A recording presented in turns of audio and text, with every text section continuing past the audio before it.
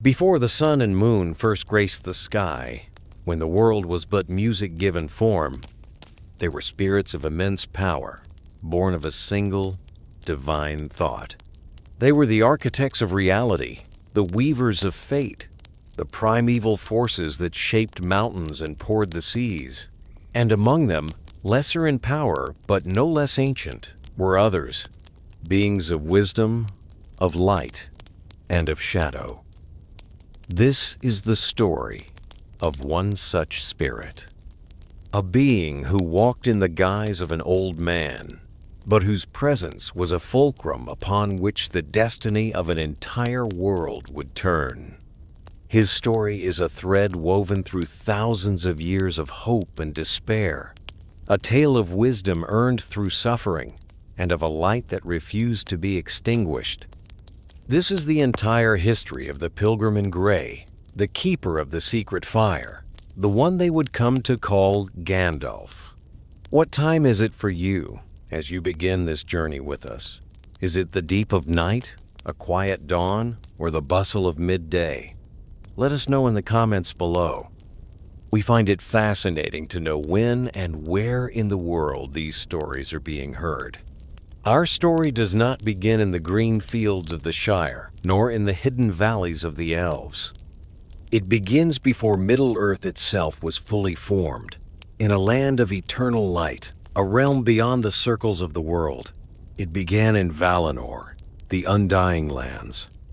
Here, among the Valar, the great powers of the world, dwelt the lesser spirits known as the Maiar. They were many, and their forms and purposes were varied. Some tended the gardens of the gods, others forged the stuff of stars, and some were drawn to the raw, untamed elements of creation. Among them was a spirit named Olorin. In the gardens of Lorien, the master of dreams and visions, Olorin dwelt. He was not the mightiest of the Maiar, nor the most acclaimed. He was quiet, contemplative, a student of pity and of patience. He walked often unseen among the elves, the firstborn children of Ilúvatar, who had been brought to this blessed realm. He did not lecture them from on high or command their attention. Instead, he would listen.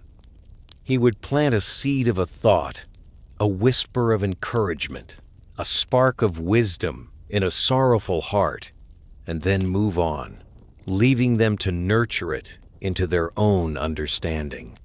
His greatest joy was in the flourishing of others. He was a pupil of Nienna, the Vala of pity and mourning. From her he learned not despair, but wisdom born from sorrow. He learned that true strength is not the absence of pain, but the ability to endure it, to learn from it, and to help others bear its weight. This lesson would become the very core of his being, the foundation of his long and arduous task to come. Olorin loved the elves, the Eldar, with a deep and abiding affection. He saw in them a beauty and a sorrow that moved him profoundly. But he also felt a pull towards the world beyond the blessed realm, towards Middle-earth, where the second-born, the race of men, were destined to awaken. A world where the shadow of a forgotten Dark Lord still lingered, a stain upon the very fabric of existence. As the ages of the world turned, a new darkness began to stir in the east of Middle-earth. It was a shadow of the past, a resurgent evil that had once been vanquished but never truly destroyed. This was Sauron, the greatest and most terrible of the fallen Maiar who had served the original Dark Lord, Morgoth. Sauron, the Deceiver, had woven his malice into the very foundations of the world through the Rings of Power, and though he had been defeated in a great war at the end of the Second Age, his spirit endured, bound to the fate of the one ring he had forged in secret. The Valar from their seat in Valinor watched this growing darkness with concern. They were bound by a strict edict not to interfere directly with the affairs of Middle-earth through a show of overwhelming power, as they had in ages past. Such an intervention had shattered continents and brought about untold destruction. They decided on a different course. They would send emissaries, members of their own order of the Maia, to guide and counsel the free peoples of Middle-earth, to unite them against the rising threat, but not to rule them or match Sauron's power with their own. They were to be sent in humble forms, as old men, their true power veiled, to inspire hope rather than command obedience. 5 were chosen for this task. They would be known in Middle-earth as the Istari, the wizards.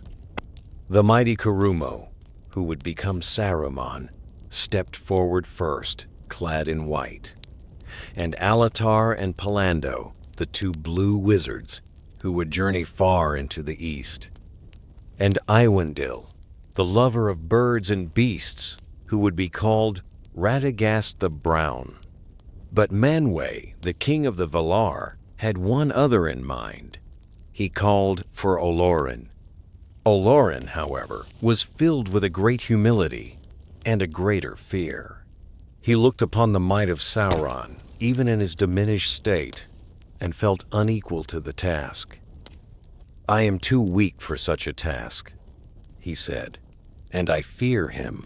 But his reluctance, his very admission of fear, made him all the more suited. For it was not pride or a lust for power that was needed, but wisdom, compassion, and the courage to face fear itself. The Valavarda, the queen of the stars, looked upon him and said, "Not the least," and her words carried a weight that settled the matter. He would go, and so Olorin prepared for his long journey. He would leave the light of Valinor behind, to walk in a world of shadow and mortality.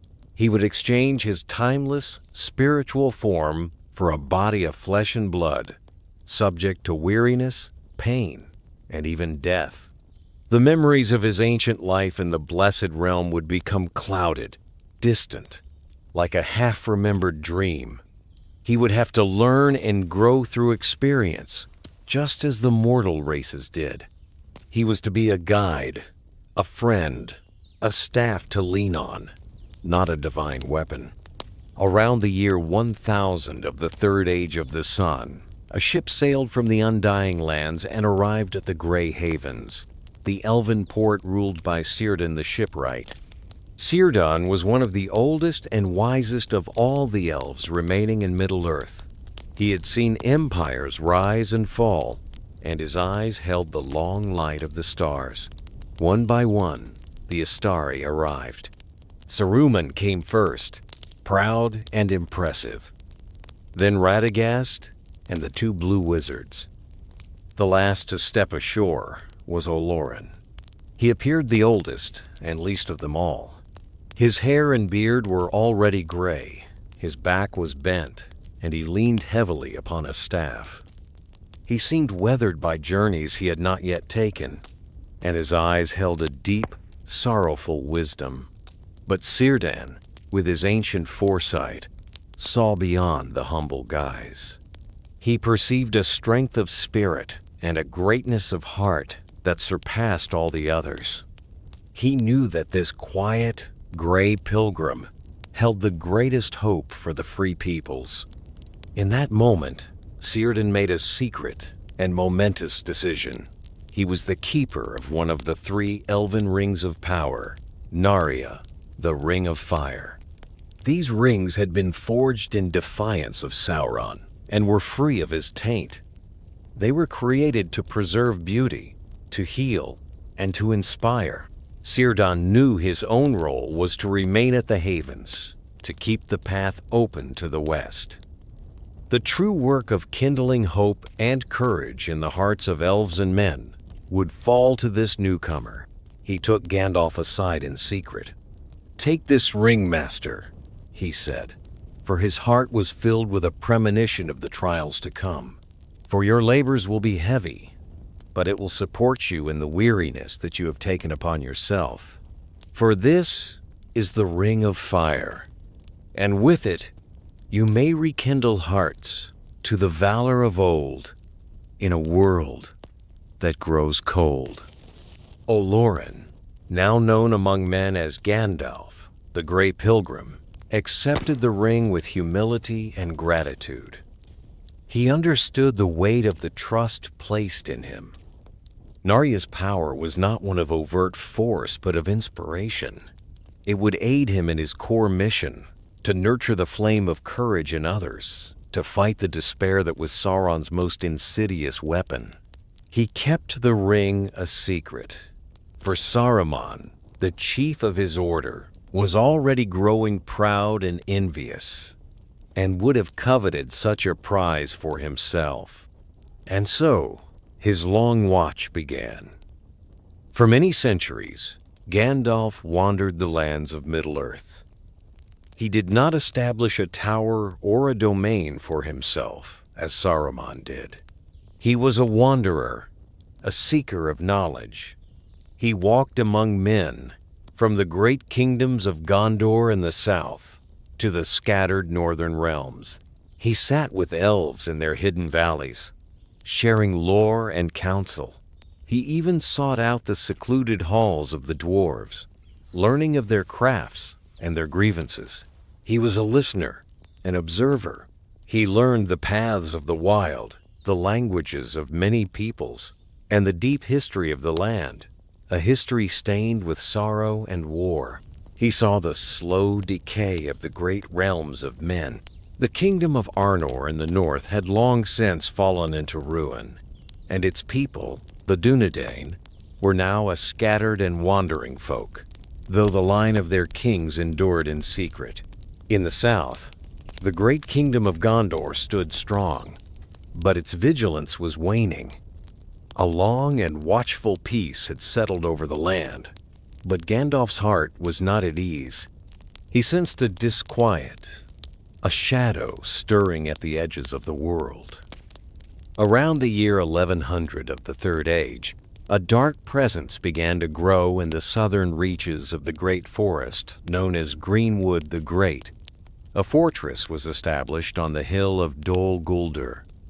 A palpable fear emanated from it, and the forest itself began to change. The trees grew dark and twisted, and foul creatures began to creep among their shadows.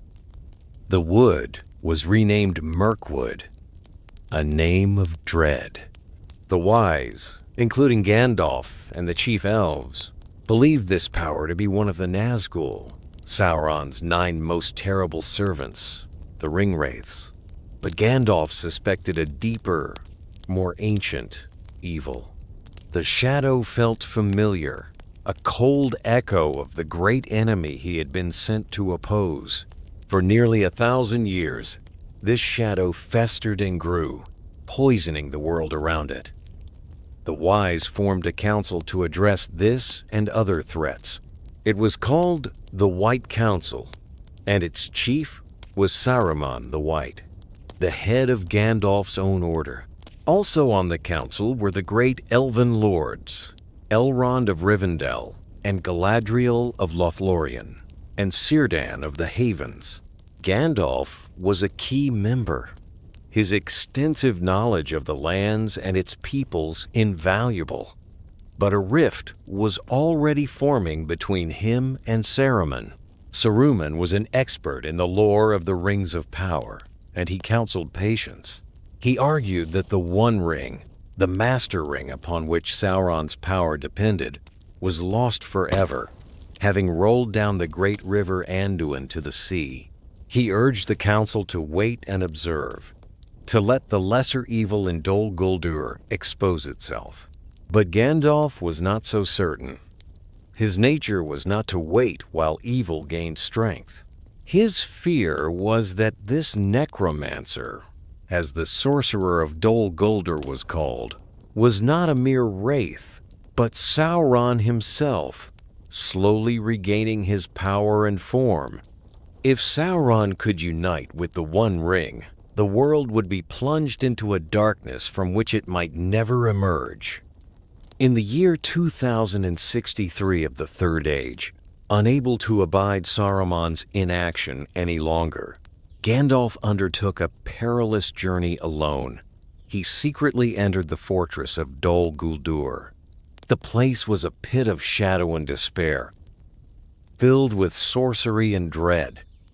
But he did not find its master. The necromancer, aware of his presence, had retreated and hidden himself in the east, biding his time. This brought about a period of relative peace for the next 400 years, known as the Watchful Peace. But it was a false peace. The darkness had not been defeated, only delayed. Gandalf remained vigilant. He was particularly drawn to a small, quiet folk who lived in the northwestern corner of Eriador. They were the hobbits of the Shire. Other men and elves paid them little heed. They were a simple people, loving peace and quiet and good-tilled earth. They were not warlike, they possessed no great magic, and they seemed of little account in the grand history of the world. But Gandalf saw something more in them. He saw a resilience, a cheerful courage, and a fundamental goodness that was remarkably resistant to the corrupting influence of the outside world. He made it a habit to visit the Shire, bringing news, stories, and, on occasion, spectacular fireworks for their parties. He befriended many hobbits, much to the consternation of the more staid and respectable families, who viewed his presence as a disruptive influence, a harbinger of adventures, a most improper thing. In the year 2850, Gandalf's fears about Dol Guldur returned with a vengeance. The shadow had crept back into the forest fortress, stronger than before. Gandalf, risking all, entered the dark citadel once more. This time, he delved deeper into its pits and dungeons, and there, in the deepest dark, he found a dying dwarf. To his astonishment, he recognized him as Thrain II, the king of Durin's folk in exile, and the father of Thorin Oakenshield. Thrain had been captured many years before and tortured, and the last of the 7 dwarf rings had been taken from him. In his final, lucid moments, he gave Gandalf an ancient map and a key. They belonged to his son, Thorin, and showed a secret entrance into the lonely mountain of Erebor, far in the east. This was the ancestral home of their people, a vast kingdom of untold wealth, which had been usurped by the great fire drake, Smaug the Golden. With his dying breath, Thrain entrusted the items to Gandalf, begging him to pass them on. But the most dreadful discovery was yet to come. In that dark fortress, Gandalf finally confirmed his deepest fear. The necromancer of Dol Guldur was no ringwraith. It was Sauron himself. Gandalf escaped from that terrible place and hurried to the White Council. He presented his findings, urging them to strike at Dol Guldur immediately, before Sauron's power could grow beyond their ability to challenge it. He held up the key and the map, a seed of a plan already forming in his mind. But once again, Saruman overruled him. Saruman's pride had now curdled into a dangerous ambition. He too had become a master of ring lore, and he secretly desired the One Ring for himself. He had begun to study Sauron's arts, and the white of his title seemed more a mockery than a truth. He assured the council that the ring was lost, but he was lying. He had begun to search for it himself in secret, near the Gladden Fields where Isildur, the king who had cut the ring from Sauron's hand, had perished long ago. He wanted Sauron to remain in Dol Guldur, believing that the Dark Lord's presence would draw the ring to it, perhaps revealing its hiding place. To challenge Sauron now, he argued, would be foolish, and so the council, swayed by its chief, did nothing. Gandalf left the council with a heavy heart. He saw the storm on the horizon that the others ignored. Sauron was gathering his strength. The ring-wraiths were stirring. And in the north, the great dragon Smaug sat upon his hoard in the lonely mountain. Gandalf's mind worked on these threads of peril. He saw a terrible possibility. That Sauron, once his power was great enough, would seek to use the dragon as a devastating weapon, unleashing fire and ruin upon the northern lands, perhaps even upon the hidden sanctuary of Rivendell. The dragon had to be dealt with, and the line of Durin, the exiled dwarves, had to be restored. The North needed a strong, friendly power to stand against the encroaching darkness from Angmar and Dol Guldur. For nearly a century, Gandalf carried this burden of knowledge. He watched Saruman, his suspicion growing. He wandered, he planned, he waited for the right moment, for the right pieces to fall into place. That moment came on a spring evening in the year 2941. By a seeming chance, on the road near the village of Bree, Gandalf came upon a dwarf, proud and grim. It was Thorin Oakenshield, son of Thrain, now king of his people in exile. Their meeting seemed a coincidence, a happy accident of the road. But with Gandalf, there were few true accidents. They fell to talking, and Gandalf learned that Thorin's heart was consumed with a burning desire to reclaim his homeland and his treasure from the dragon Smaug. The Dwarf King was brooding on war and vengeance, a frontal assault that would surely fail. Gandalf, in turn, saw the opportunity he had been waiting for. He saw how the dwarves' private quest for gold could serve the greater purpose of protecting the world. He began to shape a new, far more subtle plan, a plan that required not a great army, but stealth. It required a burglar. He accompanied Thorin to his halls in the Blue Mountains, and there he presented the map and key that he had received from Thorin's dying father so many years before. He then laid out his audacious proposal. A small company of 13 dwarves would journey to the Lonely Mountain, and they would take with them a 14th member, a professional burglar. The dwarves were skeptical. Where would they find such a person? Gandalf already had someone in mind. His thoughts turned to the quiet, peaceful Shire, and to a particular hobbit he had known for some time. A hobbit who, despite his respectable exterior, had a spark of adventurous spirit inherited from his mother's side, the Tooks. His name was Bilbo Baggins. And so it was that one morning, the quiet life of Mr. Bilbo Baggins was interrupted by the arrival of a tall, gray-bearded wizard who scratched a queer sign on his beautiful green front door. What followed was an evening of chaos and confusion for the respectable hobbit, as 13 dwarves unceremoniously invaded his home, eating his food, singing loud songs of golden mountains, and, speaking of dragons and great peril, Bilbo was horrified. He wanted no part of any adventure. But Gandalf saw through the flustered exterior. He spoke of the wider world, of the call of the unknown, and he skillfully played upon both the Tookish and the Baggins sides of Bilbo's nature. He painted a picture of a great quest, but also mentioned a reasonable funeral expense, should the worst come to pass. Against his better judgment, against all sense and reason, Bilbo found himself swayed. The next morning, he found himself running out of his comfortable hobbit hole, forgetting his handkerchief, to join a company of dwarves on the road to a dragon. Gandalf's role in this quest was that of a guide, a protector, and a master manipulator of events. He did not solve every problem for the company, but he was always there at the critical moment.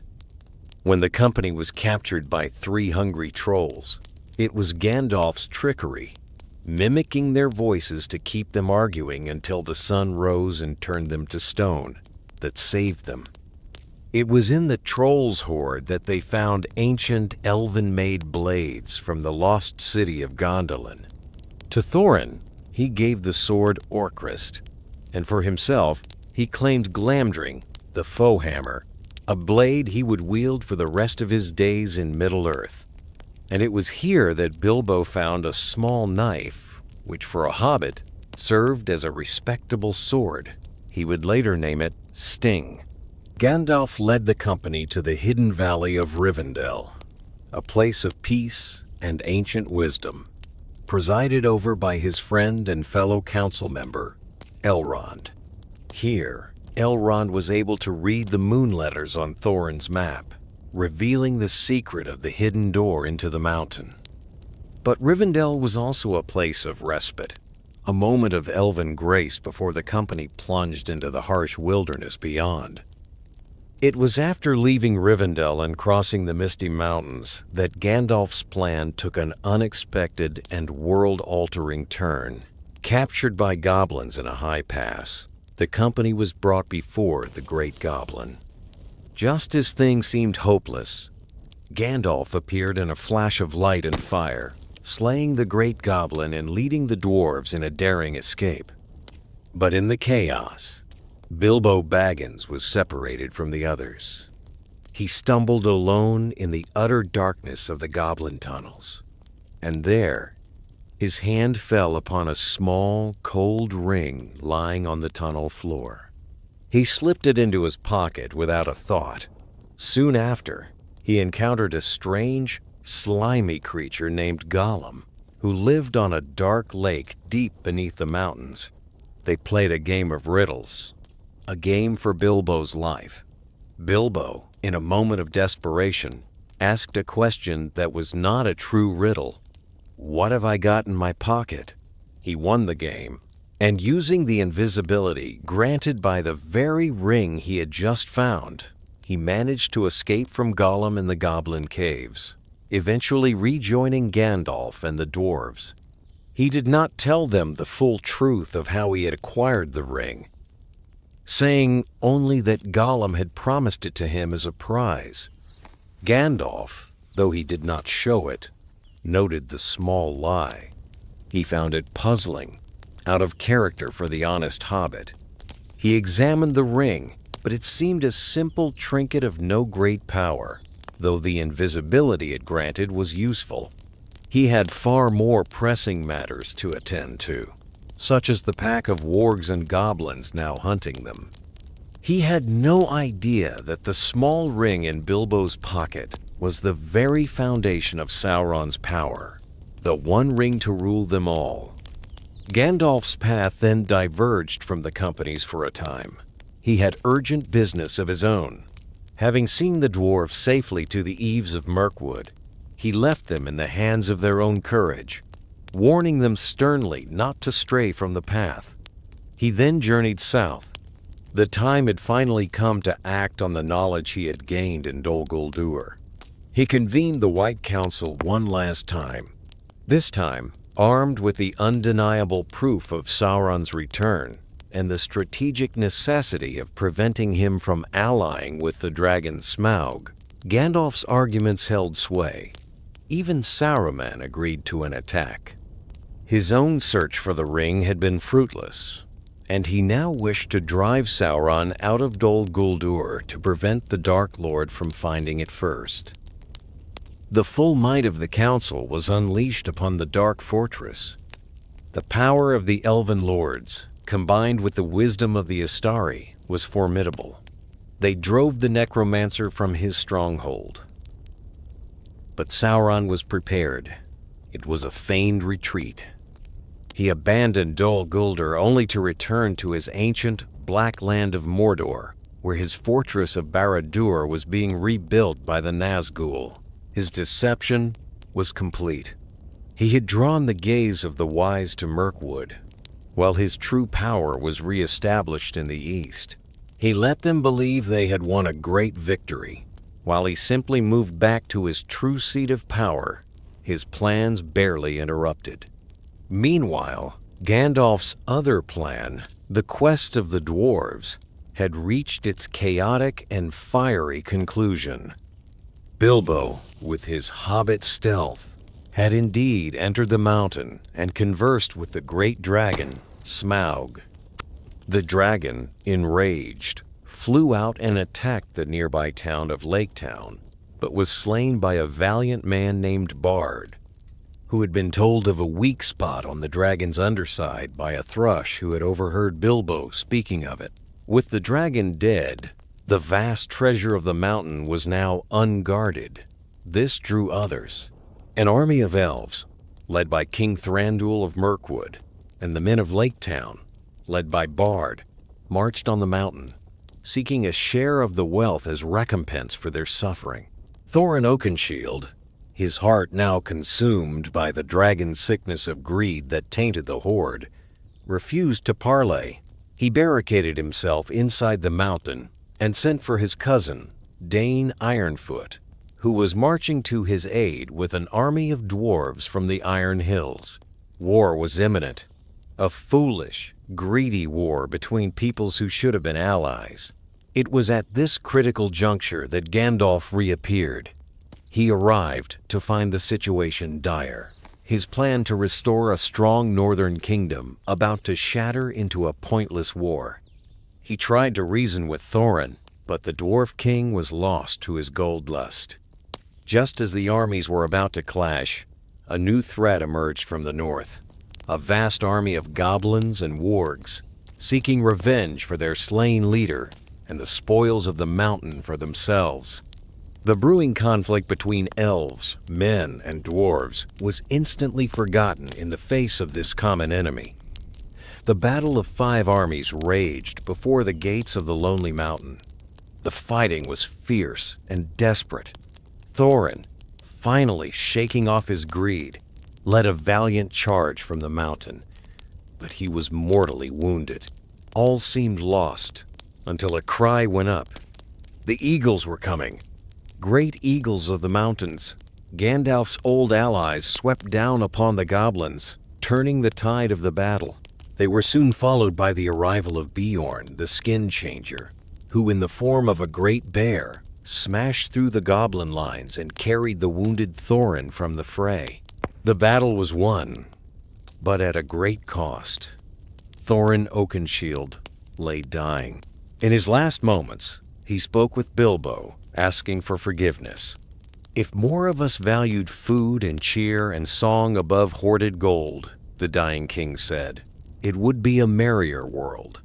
Gandalf's plan, though it had teetered on the brink of disaster, had ultimately succeeded. The dragon was dead. A goblin army was crushed. Dine Ironfoot became the new king under the mountain, and he proved a wise and just ruler, forging friendships with the men of Dale and the elves of Mirkwood. The north was secured, a bulwark against the darkness that Gandalf knew was still gathering in the east. And what of Bilbo Baggins? He had found a magic ring, and he had found a courage he never knew he possessed. He returned to the Shire a very different hobbit, much to the scandal of his neighbors. Gandalf escorted him part of the way home, his heart filled with a mixture of pride and a lingering, unspoken concern about the little gold ring. The years that followed were, on the surface, peaceful. Bilbo settled into his life at Bag End, writing his memoirs and enjoying the quiet of the Shire. Gandalf remained a frequent visitor, but his mind was elsewhere. The victory in the north was only a temporary reprieve. Sauron was now openly declaring himself in Mordor. The Nazgul were abroad again. The shadow was lengthening, and Gandalf's disquiet about Bilbo's ring grew. He had seen the effect it had on the Hobbit. Bilbo seemed to age very little. He was possessive of the ring, calling it his precious, a chilling echo of the creature Gollum's words. He had lied about how he obtained it. These were small things, but they were troubling. Magic rings were rare and dangerous. Gandalf began to suspect that this was more than a simple trinket of invisibility. He spent decades in tireless research. He pored over ancient scrolls and records in the archives of Minas Tirith, the great city of Gondor. He sought out any lore he could find concerning the Rings of Power.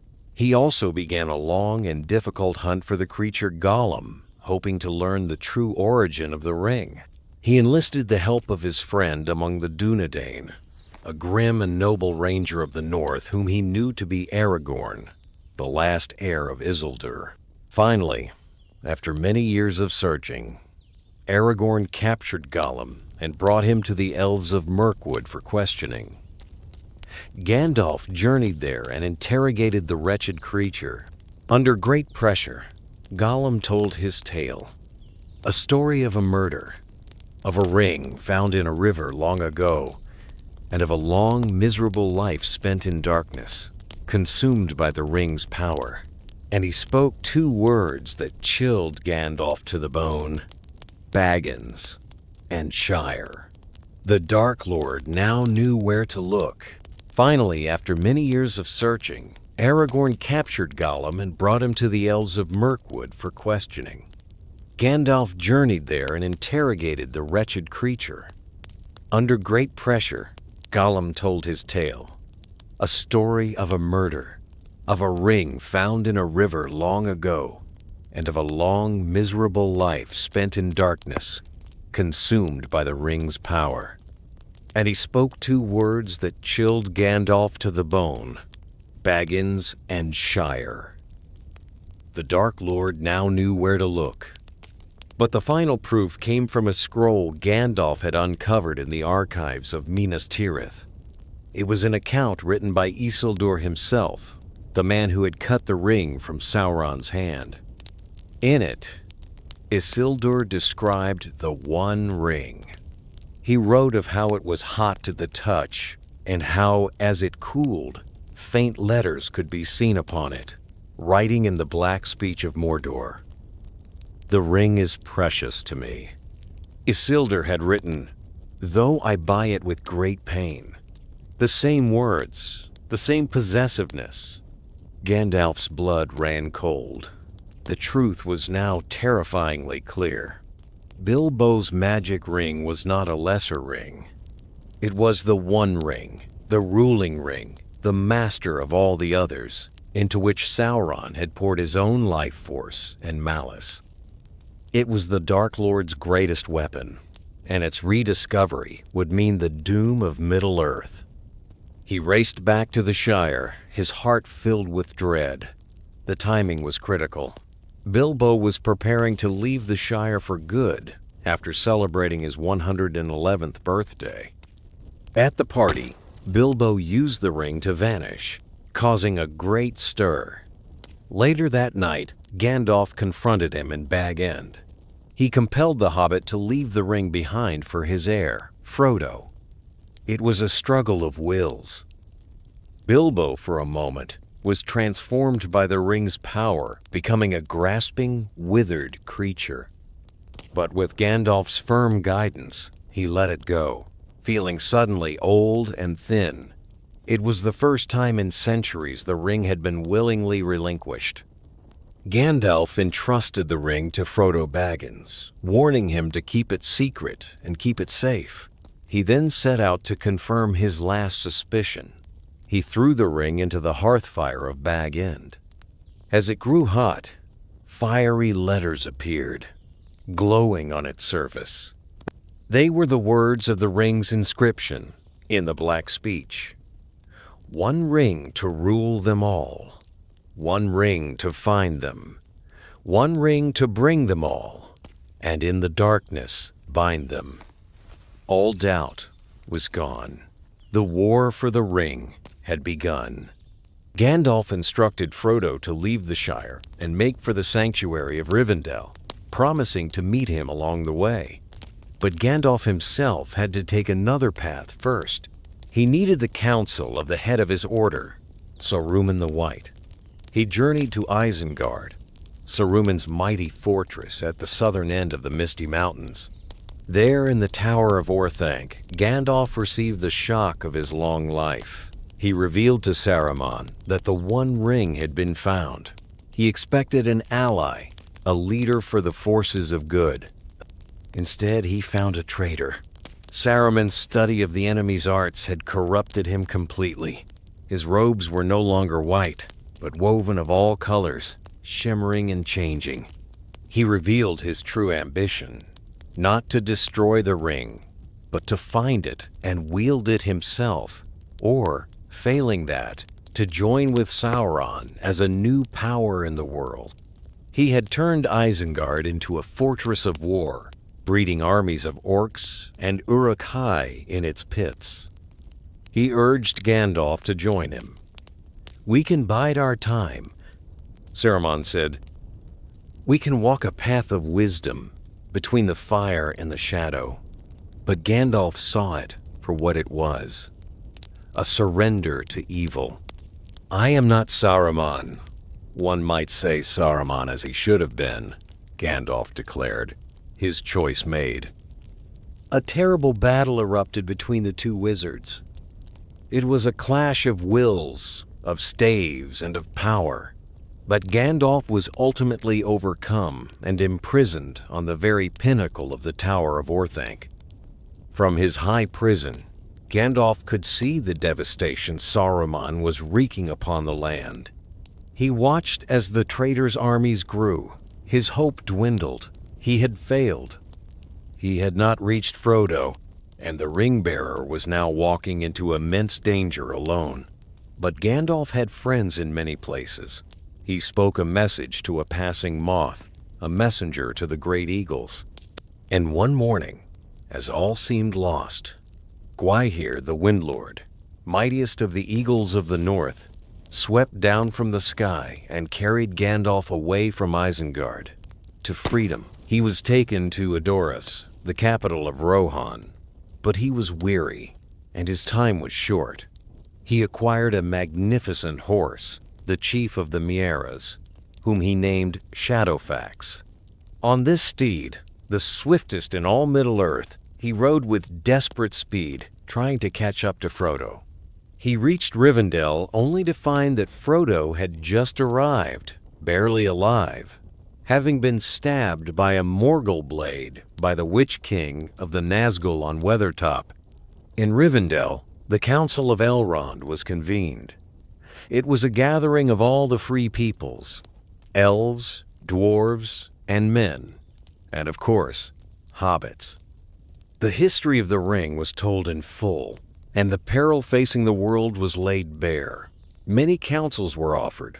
Some wished to send the ring to the far west, across the sea.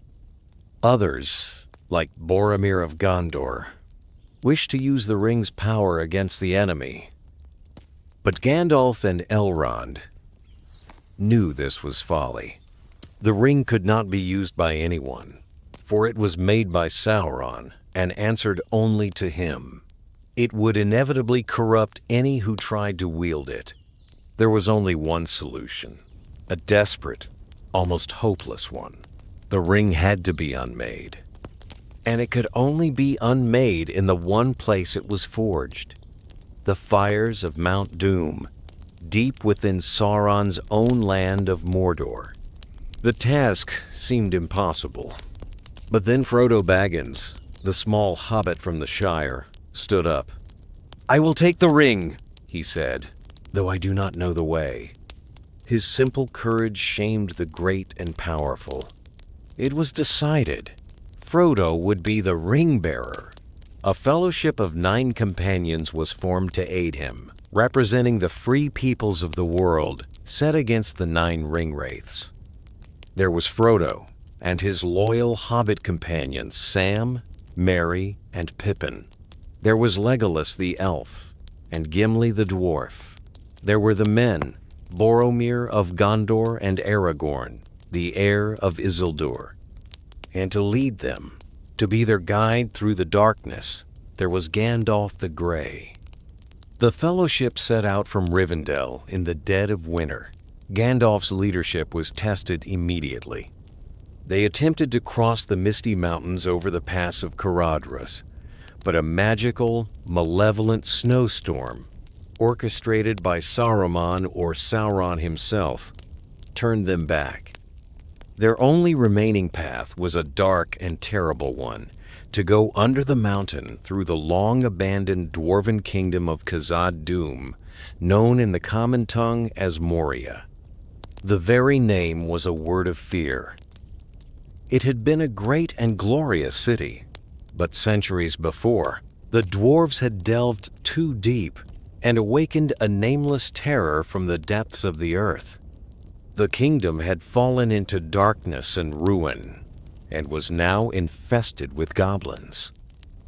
Gimli hoped to find his kinsman Balin there, who had led an expedition to reclaim the kingdom some years before. But Gandalf feared the worst. At the west gate of Moria, they were attacked by a monstrous creature, the Watcher in the Water. They barely escaped into the darkness of the mines. Inside, Moria was a vast, silent tomb. They traveled for days through the black, echoing halls. In a chamber of records, they found Balin's tomb, and a book that told the grim tale of how his colony of dwarves had been overwhelmed and destroyed by orcs. As they mourned, the beat of drums began to echo from the deeps. They were discovered. The Fellowship fought a desperate battle against a horde of orcs and a great cave troll, but a greater threat was coming. A shadow and a flame, a terror that made even the orcs flee. Gandalf knew what it was, a Balrog of Morgoth, a demon of the ancient world, a being of the same order of the Maiar as himself, but one that had fallen into darkness in the first dawn of time. It was a foe beyond any of them. He ordered the Fellowship to flee. While he held the narrow bridge of Khazad-dûm, the Balrog appeared, a figure of shadow wreathed in flame, wielding a sword of fire and a whip of many thongs. Gandalf stood alone against it. "You cannot pass," he cried, his voice echoing with a power they had never heard before. "I am a servant of the secret fire, wielder of the flame of Ainur. The dark fire will not avail you, flame of Udun. Go back to the shadow. You cannot pass." He struck the bridge with his staff, and it shattered beneath the Balrog's feet. The demon fell into the abyss, but as it fell, it lashed out its whip, and the thongs wrapped around Gandalf's knees, dragging him down into the darkness as well. "Fly, you fools!" he cried, and was gone. The Fellowship escaped Moria, leaderless and heartbroken, their grief a palpable weight. But Gandalf's story did not end in the chasm. He fell for a long time, locked in combat with the Balrog. They plunged into a deep, subterranean lake at the very foundations of the earth. The Balrog's fire was quenched, but it was transformed into a thing of slime and muscle. Gandalf fought it through dark tunnels, carved by nameless things, up the endless stair, from the lowest dungeon to the highest peak. They came out at last upon the pinnacle of Ziroxigil, the Silvertine Mountain, high above the clouds. There, for days, they fought, a battle of thunder and lightning that was seen by watchers far away. In the end, Gandalf threw down his enemy, and the Balrog broke the mountainside in its ruin. But the victory came at the ultimate price. Gandalf himself, his body broken and his spirit spent, passed out of thought and time. His task was done. He had sacrificed himself for his friends. But his story was not over. His spirit did not depart the circles of the world. He was sent back. For his mission was not yet complete. He was returned to his body, and his power was enhanced. He was no longer Gandalf the Grey. He was now Gandalf the White, a shining light against the darkness. He had passed through fire and death, and was now what Saruman should have been. He was found by Gwaihir the Eagle once more, and carried to the elven land of Lothlorien, where he was healed and clothed in white robes by Galadriel. From there, he went forth, a figure of renewed hope and authority. He found Aragorn, Legolas, and Gimli in Fangorn Forest as they were tracking the hobbits Merry and Pippin, who had been captured by orcs. At first, they mistook him for Saruman, but he revealed himself, and their despair turned to wonder and joy. He brought them news and guidance. He told them that Merry and Pippin were safe in the care of the Ents, the ancient shepherds of the trees. He then led his 3 companions on a swift journey to Edoras, the capital of Rohan. The land of the Horse Lords was in grave peril. Its king, Theoden, was in a strange stupor, his mind poisoned by the lies of his treacherous advisor, Grima Wormtongue, who was a spy of Saruman. Gandalf strode into the golden hall of Meduseld, his white robes shining, and broke Saruman's hold over the king. He healed Theoden, restoring his mind and his will to fight. With the king renewed, Rohan prepared for war. Gandalf advised them to ride to the ancient fortress of Helm's Deep. He himself rode off on a desperate errand to find the scattered forces of the Rohirrim, led by the king's nephew, Éomer, whom Wormtongue had banished. The Battle of the Hornburg at Helm's Deep was a long and desperate night. A small force of men held out against Saruman's vast army of 10,000 Uruk-hai. As dawn broke, and all hope seemed lost, Gandalf the White appeared on a ridge, flanked by Éomer and 1,000 riders of the Rohirrim. They charged down into the orcish host like a tide of thunder, turning the tide of the battle and shattering Saruman's army. The victory was absolute. Saruman's power in the west was broken. Gandalf then rode to Isengard with his companions. The fortress had been utterly destroyed, not by armies of men, but by the Ents of Fangorn, who had risen in their slow, terrible wrath to avenge Saruman's destruction of their trees. They confronted Saruman, who was now trapped in his own tower. Gandalf offered him a chance to repent, but Saruman's pride was too great. Gandalf broke Saruman's staff, casting him from the Order of Wizards and the White Council. The traitor was left powerless, a prisoner in his own ruin. It was there that Pippin found Saruman's Seeing Stone, a palantir, a dangerous artifact of communication with the enemy. With Saruman defeated, Gandalf's attention turned to the main threat, Sauron. He rode with Pippin to the great city of Minas Tirith in Gondor, a city preparing for a siege of unimaginable scale. There, he took command of the city's defenses, working to bolster the failing spirit of Denethor, the steward of Gondor, who had also been driven to despair by his own use of a palantir. The armies of Mordor, a vast tide of orcs, trolls, and evil men, swarmed across the fields of the Pelennor and crashed against the walls of Minas Tirith. The siege was brutal.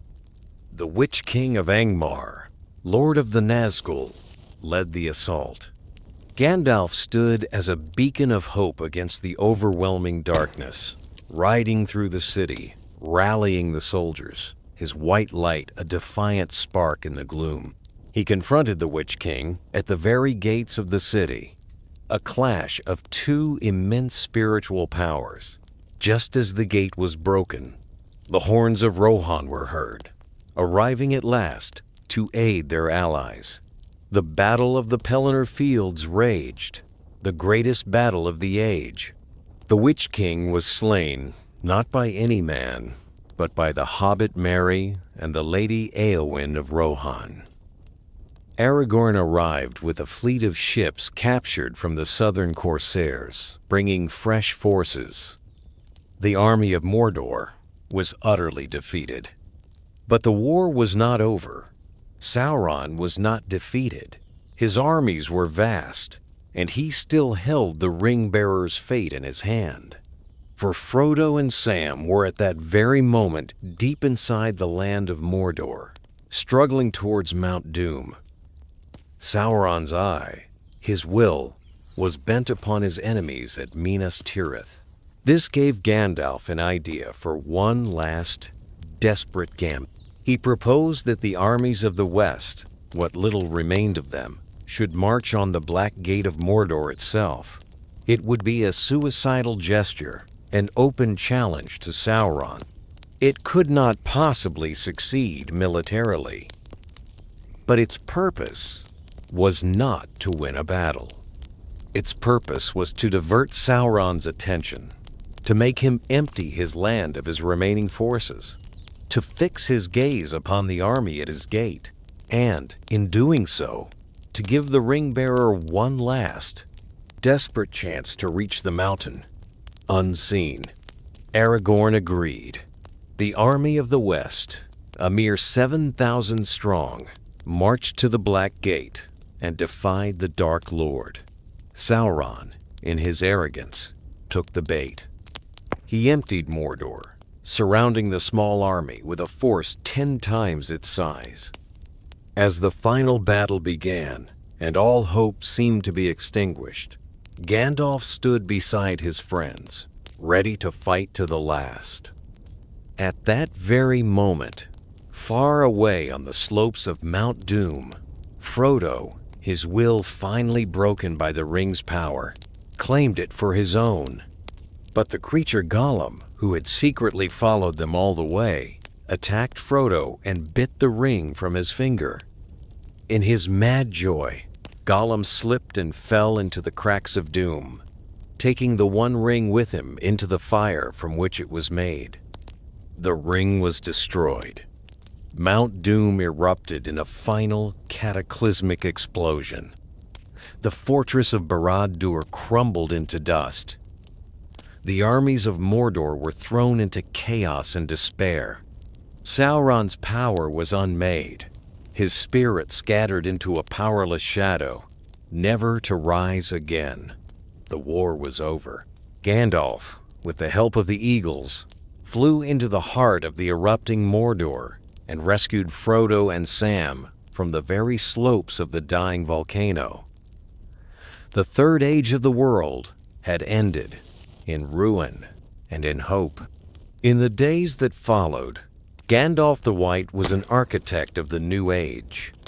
He stood beside his friend as he was crowned King Elisar, Aragorn, the returned king of both Gondor and Arnor.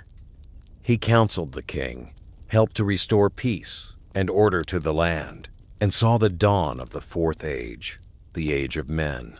His task was finally, truly, complete.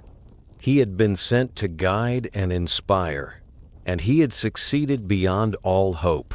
The Shadow was defeated, not by his own power, but by the courage and resilience of the very people he had come to love and nurture, especially the smallest and most unlikely of them all. 2 years after the fall of Sauron, Gandalf made his way to the Grey Havens, the very place he had first set foot in Middle-earth thousands of years before. He was not alone.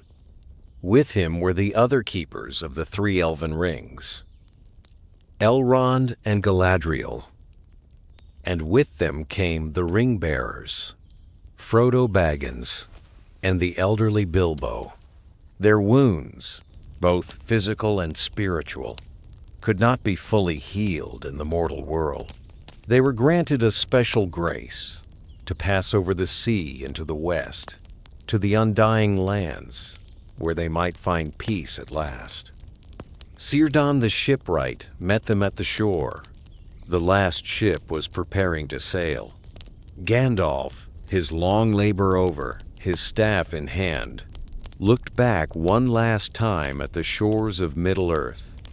He had walked its paths as a gray pilgrim, a herald of news, a bringer of fire. He had fallen into darkness and risen again in light. He had been a king's counselor, a warrior, and a friend. Now his work was done. He stepped onto the ship, and as it passed out of the Grey Havens and into the mists of the sea, the story of Gandalf in Middle-earth came to its end. The spirit of Aloran, who had feared the task and the darkness, was going home. His promise kept, his wisdom now a legacy woven into the very heart of the world he had helped to save. He left behind a world renewed, a world of men, free to forge their own destiny, forever touched by the wisdom and courage of the wizard they called Gandalf.